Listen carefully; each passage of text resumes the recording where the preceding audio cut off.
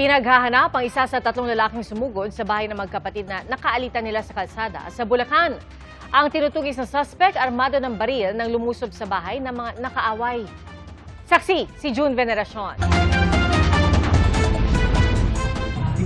Galit na sumugod ang 3 lalaking yan sa bahay na ito sa barangay Minuyan, Norsagaray, Bulacan. Isa sa kanila, armado ng baril. Babasagin mo sa sakyan nyo pag hindi kayo lumabas. Ay, may mga baril sila. Pumunta sila rito. Nakatok kami dito. Sino ba yung mga tao na to? Hinahunting pala ng mga umataking lalaki ang magkapatid na nakatira sa lugar.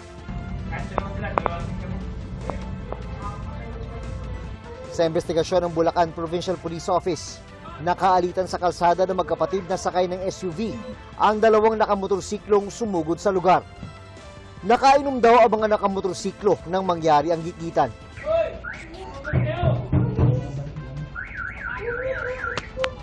May mga baril. May mga baril sila dito.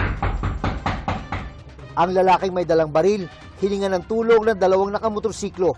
Nagkaroon po ng konting komosyon doon sa lugar. At ang matapos po ang komosyon, sinundan po nitong mga suspect natin, itong mga complainant hanggang sa kanilang bahay. At pagdating po doon, nagbanta po sila na babalik kami. Doon po nila tinawag na yung kanilang kaibigan, yung po yung nasa video na may dalang baril. Nangyari ang insidente noong May 3. Sa follow-up operation, naaresto ang 2 nakamotorsiklong suspect.